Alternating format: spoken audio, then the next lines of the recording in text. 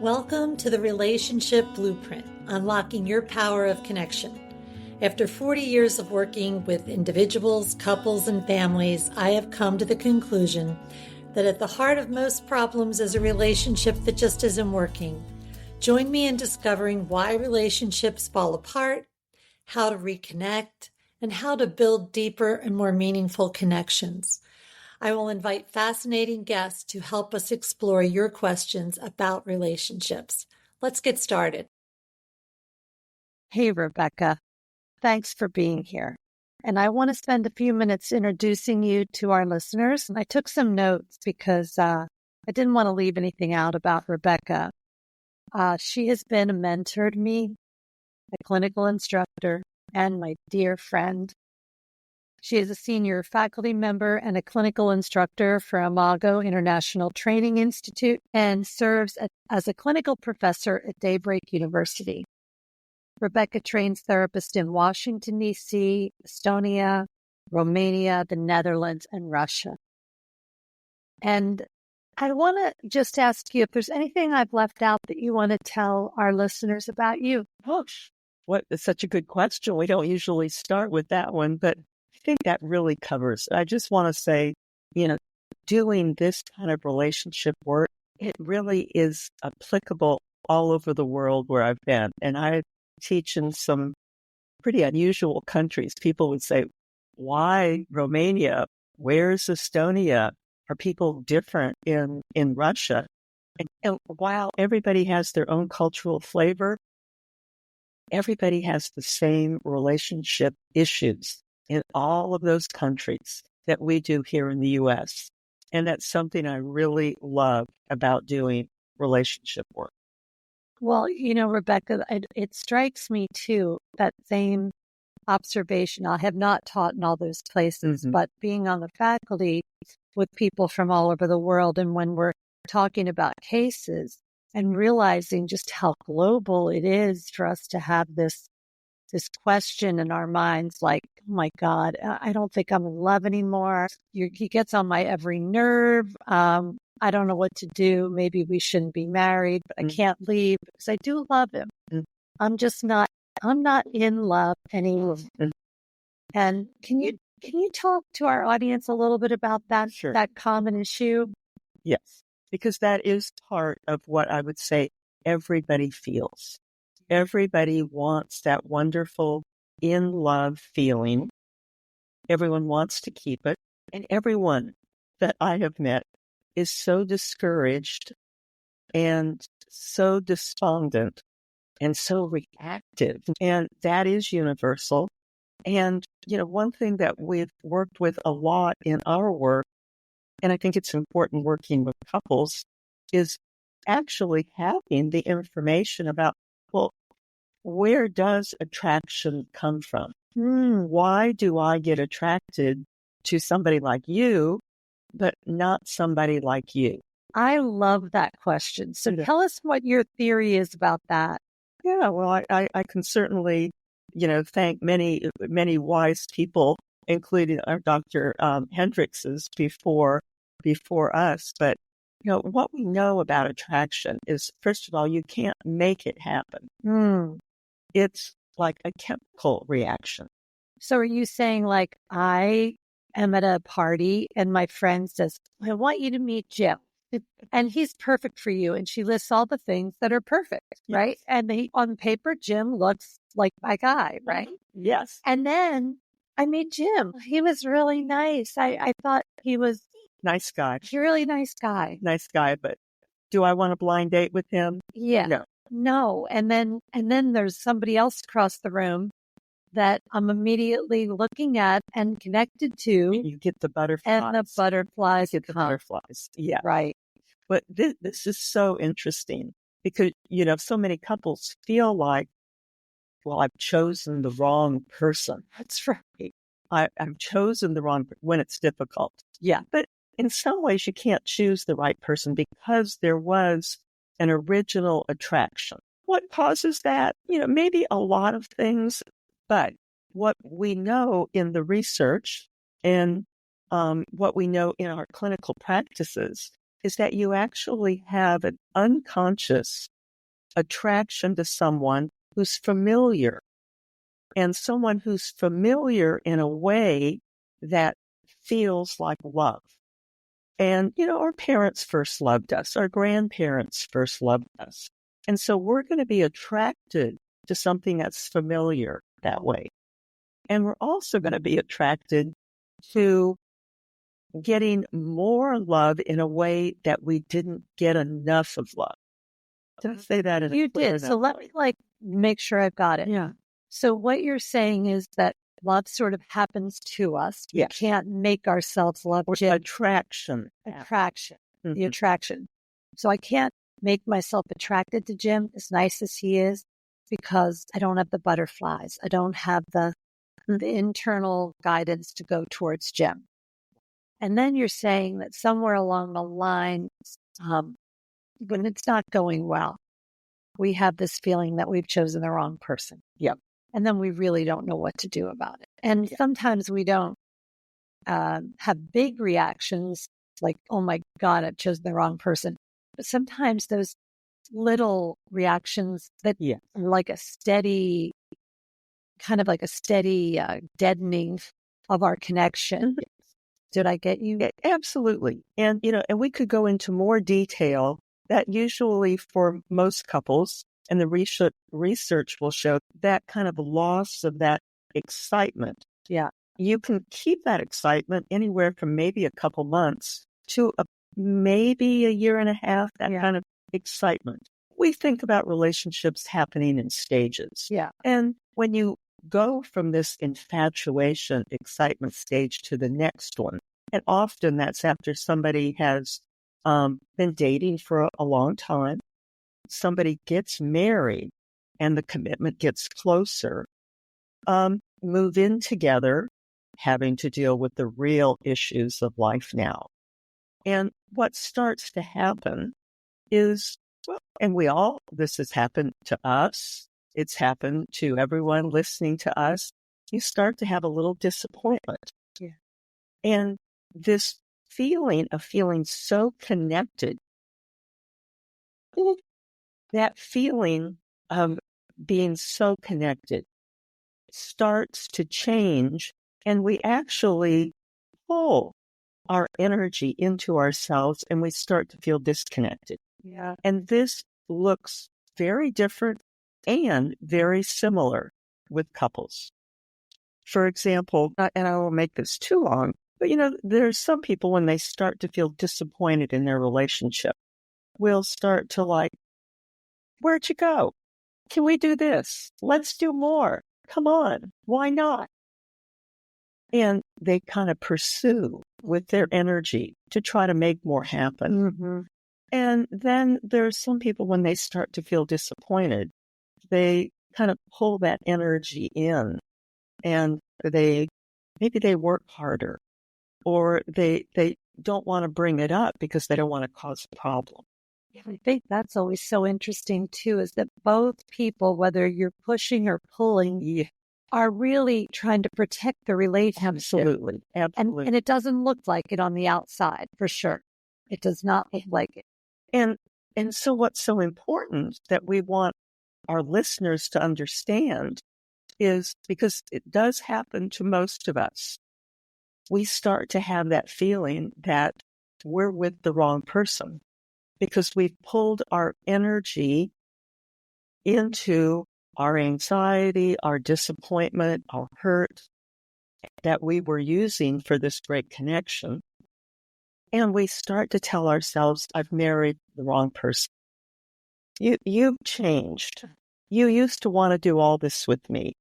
Rebecca, what you're making me think of, and I think it was in my first clinical training that I heard you or someone teach that this unconscious attraction. So say even their laugh, we think they're so funny. They just have the best sense of humor. And, 18 months later, we're like, you've told that joke 3,000 times.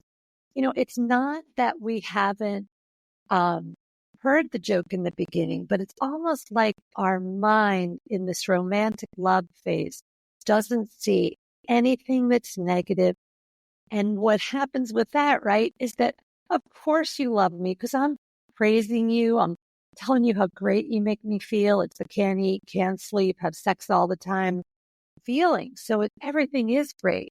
And then as you're describing it, it's like then when that natural 18 months or so passes and some of my chemicals that I was creating in my body when I had that excitement and love, they're gone. And then I am left with my disappointment. And I wonder, why can't you be like you were? But I never asked, why can't I be like I was? Absolutely. Absolutely. That all of the, this is it's so important for our listeners to understand this, because what you're saying, and we can say it even more, all of these characteristics that attracted us in the beginning will start to annoy us. Not all of them, but a lot. Not all of them. Right. Yeah. And now there's a lot behind that. We could probably do a whole nother show on what that is. But if you find that, that, let's say that man who was so steadfast and worked so hard, and such a strong intellectual thinker, and all of a sudden you start to, he's a little boring. Can he have more fun? Can't he initiate something kind of playful and interesting and, exciting? If that has ever happened to you, you are in the right relationship. But couples start to feel so like, oh gosh, everybody else is so happy. And now I've married the wrong person. And you've changed. And again, like you said, I don't know, maybe that I have. And all of that potential's still there. Right. But it's so discouraging when you think you've married the wrong person, you think the other person has changed, and you don't know where that wonderful, exciting chemical infatuation feeling went. And now we're having conflict. And if we're not having conflict, maybe we're having kind of boring, no energy between us because nobody's bringing anything up. Yeah. But we're just not having fun. And the intimacy just sort of, it starts to go away. It starts to go away. Yeah. And, and I think what we want couples to know is this is a very normal dynamic. Yeah. And even if everybody else looks like, oh my gosh, they're in such a happy relationship, this goes on in all relationships to a certain degree. First of all, it's very normal. You didn't cause it. Your partner didn't cause it. The relational history between you and something new trying to grow is what's causing it. And this is what we want to help couples. Well, what do we do at this point differently? So really what you're saying is the conflict that eventually happens is normal. Very normal. And that instead of hiding from it or having the same fight about it over and over again, which I think people just tend to give up. If you try 1,000 different things, if you're trying to, do everything you know how to do, you've asked them to stop doing this thing. You've asked them to do more of the other thing. You've tried not talking about it. You've tried fighting about it. You've criticized about it. You've demanded. You've shamed him. Actually, what you've been doing is when at that point, you're trying to get your partner to be like you. Yes. Yes. Because if you could only think like me, we'd be happy. Could you fix him? That's the kind of the sense that when couples come in, can you fix him? Because I think I'm just fine. But, he's got a lot of issues. And he's thinking, could we just get her to be more patient? Could we get her to slow down and just be quiet and a little less? Hold the energy. And, what the balance and the differences were so sexy and passionate and appealing at the beginning. And now they feel so like, I don't know if we can get through this. Yeah. We have to get divorced. We have to break up. I'm going to go find somebody else. And what we've seen over and over in relationships, you can do that. But you know what? Then the cycle will happen again with the next relationship. You're so right. And I'd love to give a personal example if you think Please, that's okay. I'm sure we have several. Well, we do. We do, because we know each other. We know. But, so my listeners have heard me talk about my mom before, and my mom was a big risk taker. And I have to admire that about her because she didn't have a high school degree, and she lied and said she had a college degree and got an amazing job so that she could raise a little girl by herself. So that's all celebration, right? But my mom also was not in that case, it was a great risk, but in many ways, she was not a good risk taker. She was not a safe risk taker. She didn't make up measured decisions. She was very impulsive. And so I grew up thinking, I'm not taking any risks. I don't want risks, And then I'm an adult woman. I marry an entrepreneur, not once, but twice. Because it's this, what you were saying in the very beginning of our session, it's this part of me that was so scared about risk taking. Yeah. And it wasn't until Kevin and I were able to do our own Imago work and really have dialogues about how I felt. Like, say he said, I want to open up an office in Charleston. My immediate answer before Imago was, no, it's too much risk. And what do you think he heard, right? Absolutely. We know what he heard. The critic that he grew up with. So until we were able to dig under that and figure it out, it was a constant push-pull power struggle, right? And then really just with the dialogue, he was able to hear how frightening it was for me and how if I didn't understand all of the pieces of the risk, I couldn't be all in. And once we did that, it was amazing. Amazing. And I've learned to be a risk taker. I wouldn't be doing this podcast if it weren't for Kevin, because I believe that. I learned that risks were okay as long as you take a measured risk and you think it through. And that is exactly what you're pointing out for us, Rebecca, is that unconscious needs and desires and wounds come up in the intimate relationship. We don't see them in the beginning. And then when they do, they pulled us apart. What a great summary and what a great example of you and Kevin. And, our listeners, it's not that you don't want that to happen, like all of this makes sense. Well, maybe not all of it, but it starts to sound familiar and make sense. And couples want that feeling back. They want that fun experience back. And it's just, they don't know how to do it. Yeah. Like the beautiful and touching example with you and your mom, she didn't teach you how to do this. While my parents had, for their age, a good enough marriage, they also kind of had a parallel life. And I didn't really see them overcome differences. My dad kind of did his thing. My mom kind of did her thing. And they kind of took care of the family. But they always went and did their own thing. And, we want to help our couples have the excitement together. And they say, well, yeah, we've tried everything. Well, actually, we can't try something that we haven't seen to model. And most couples need help about what to do next. Yeah. Because our brains, and this is a whole nother, talk that we need to have, our brains do what used to work. Yeah. And our brain doesn't know how all alone to create some new novel experience, especially if it was associated with something protective. Yeah.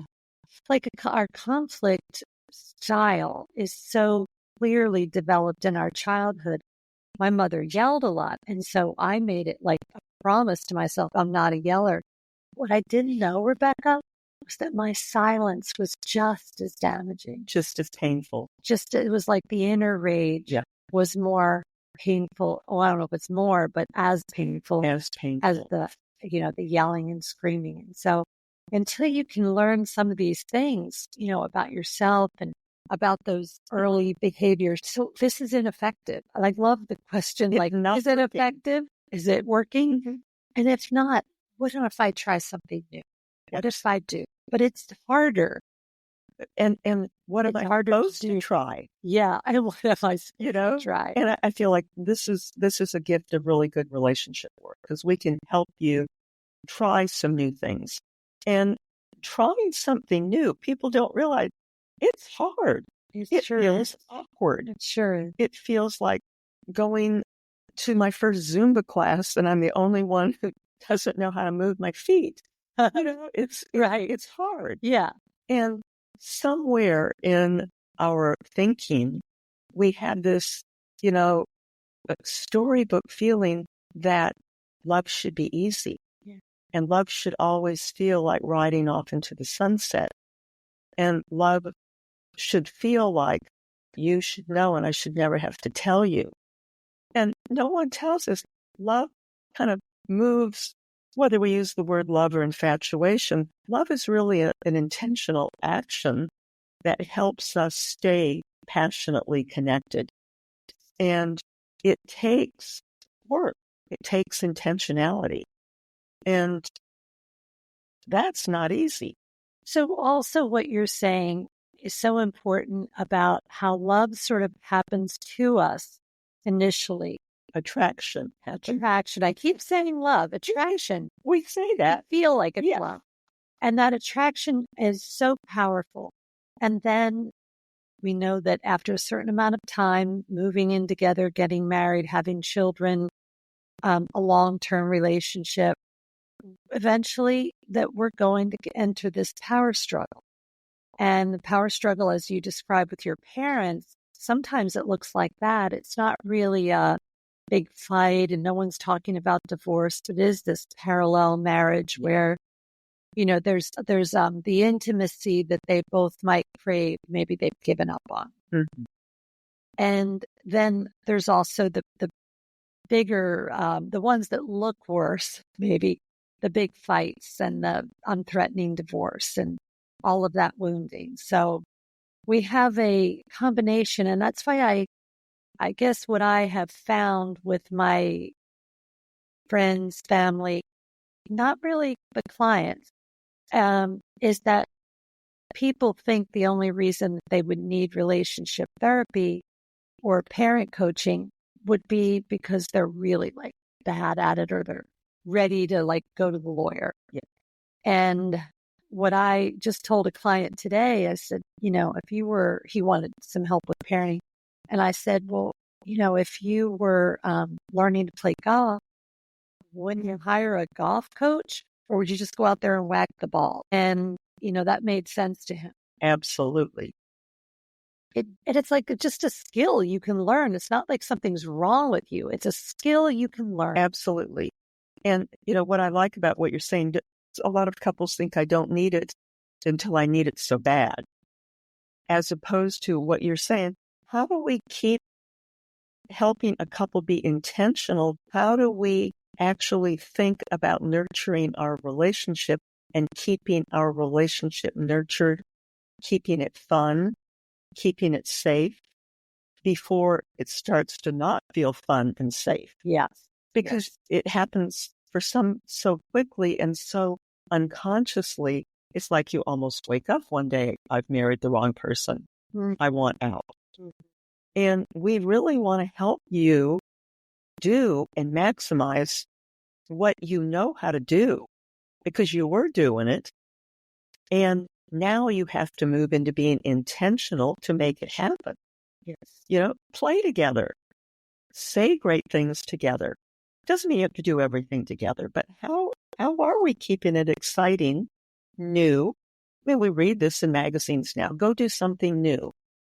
Yes, and it's really helpful for our couples to know why, to actually use their brains. Okay, we can go do something new, but you're still boring, or I'm still criticizing you. So we actually need to bring our thoughtful selves into why we're doing this. And, we want to help couples be conscious and not just automatic, I feel it or I don't. Yeah. And it doesn't take much mean, you and I both know, we've been working with couples for years. It does not take much adjustment to get that energy and that intentionality playing and having fun in the space again. Well, what is so fun about what you're saying, which is why I think we both love our work so much, is, when you see a couple coming in and they are having a hard time. And even if I'm thinking of a couple right now who are wonderful and they get along great, but having children, they're trying so hard to do the best job with their children, but they also are struggling because they see how to do that differently. And then when their partner doesn't do it the way they want them to, there's another disconnection. Absolutely. And it's not unusual, right? I mean, it's not unusual. You grew up this way and this is the way your parents parented or how you've reacted to parenting. But you have these two loving people who are really, it's hurting their marriage and they need to figure out a way through that. So it's another example of how you don't have to be in crisis to sort of rethink your relationship.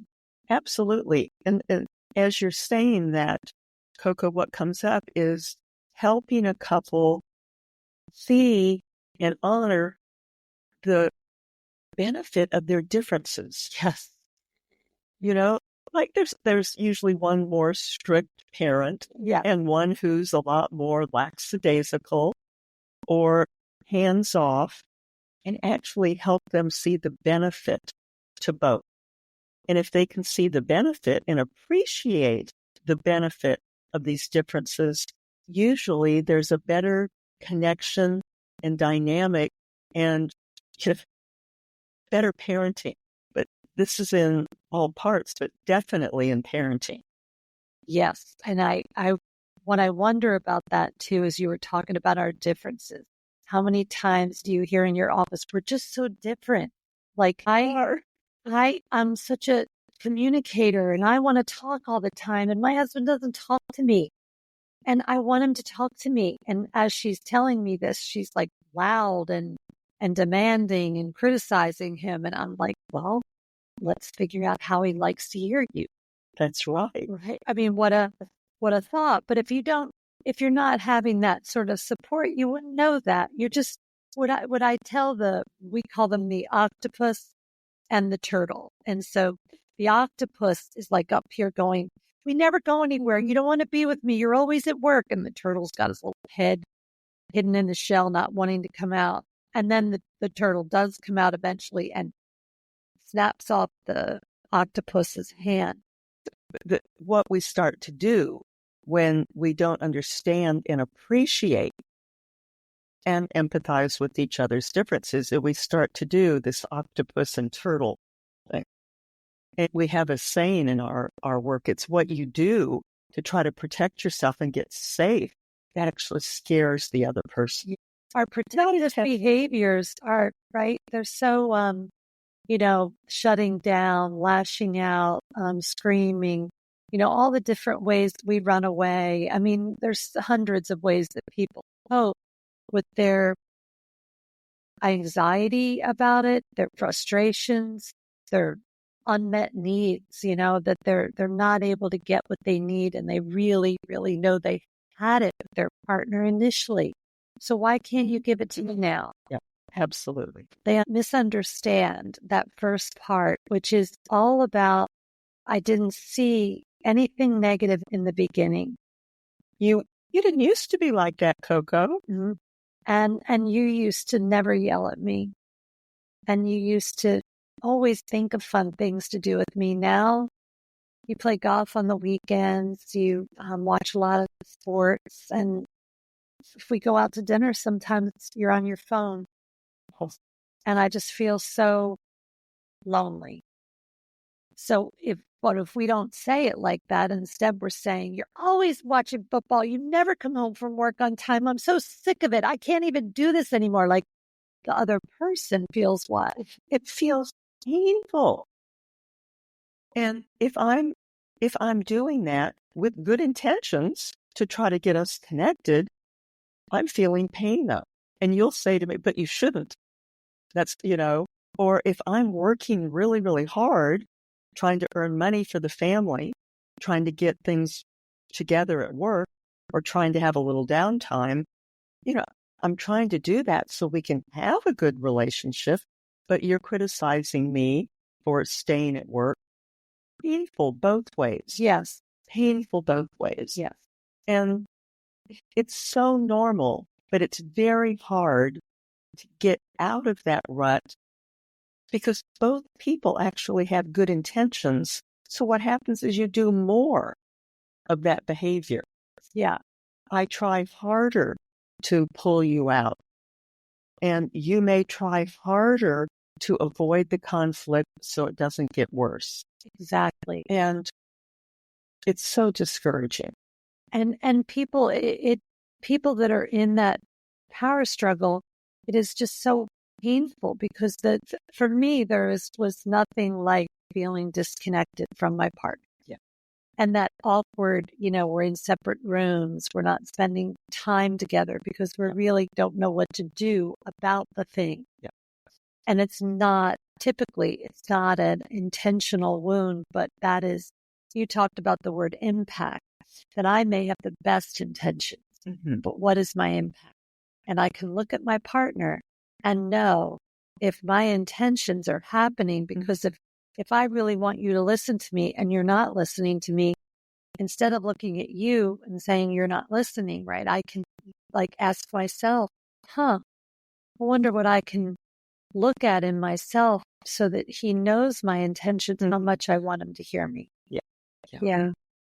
And as you're saying that too, I think another, and I'm so grateful for this, another benefit of the way that we do couples work, family work with Go is really paying attention to the relational space. And a lot of our life is like, but I feel this.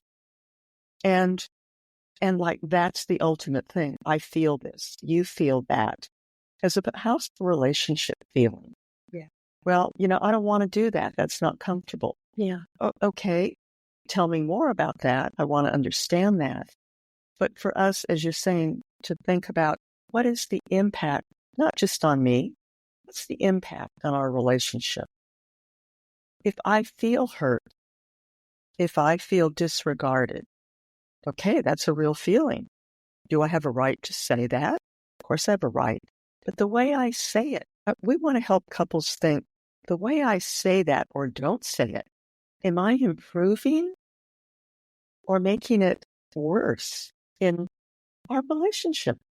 You're talking about this space. So right now we have space between us, this energy. We're pouring energy, I feel. I'm not saying you are, but I feel that I'm pouring energy into this space because I feel safe. I want to hear more that you have to tell me. It's for me, a safe conversation. When I think about that space, as you're talking about it, I kind of see the space between almost like a metaphor of a baby. So what would you do to take care of a baby? Naturally, we all know you feed it, you love it, you nourish it, you spend time with it, you give gentle redirection, you celebrate mistakes, you laugh at their silliness and what they do wrong. And that all happens when people are really intentional, as you're saying, about what that space is between them. And think about what we often do, not because we're bad people, but how many times do we take the shortcuts? Like, I can say anything to you because you're going to get over it. I'm just dumping on you. But I go into the grocery store and I say, oh, thank you so much. You were so helpful. And in the next minute, so anyway, blah, blah, blah, blah, blah. We're nicer sometimes to strangers than we are to our partner. Oh, it's so much easier, isn't it? So much easier. But I do think that we take a lot of shortcuts because we're all so busy and we all have things to do. But what we don't realize is that I feel like broken marriages die not because of the big things, but because of the 1,000 little cuts that happen along the way. And unintentionally. So I love everything we've talked about today. Will you come back and help us with the what to do next? Because the next question they have is, what do we do now? Like, okay, we've gotten a snippet of what this is about, and I want some practical things to go home and do with my partner. And we would like to give you that. We would like to come back again and give you some practical tips about what you might begin to do to think about changing your ship around. I love to tell people that, if we're sailing, not that I've ever done this, around the world, we need coordinates so that we don't end up in South America. Good way to put it. We're really heading to Europe. We don't want to end up south. Those coordinates and that intention and the tools to get there. How does anybody really do it? And I want you to hear that relationships are all about understanding and then skill building. Absolutely. Absolutely. Once we understand the why, then we can go, oh, this is why I don't take risks, and this is why I judge him for it. Oh, okay. So now what's the what after that? Now I know it's my issue. I can't keep blaming him. I can begin to look at what makes me so scared and ask for what I need. And he can know that it's not criticizing him. And he gets to say, oh my gosh, she must be so scared. She's not judging me. She just needs more information. And that's sort of how we can massage that change in that power struggle. So, Rebecca, I so appreciate you being with me today. You will come back? I promise. Okay. I promise. Thank you to Rebecca Sears, Dr. Rebecca Sears, for her having me. Brilliant work, brilliant teaching, and a brilliant friend. So we're going to sign off today, and we say, welcome back to the Blueprint next week, unlocking your power of you connection. I want you to unlock that power so that you can have the best life that you can possibly have. And that power really is within you. It's not within your partner, although they have to do their part. I want you to think about your power and how you can find that. So have a great day, and we'll see you soon. Signing off.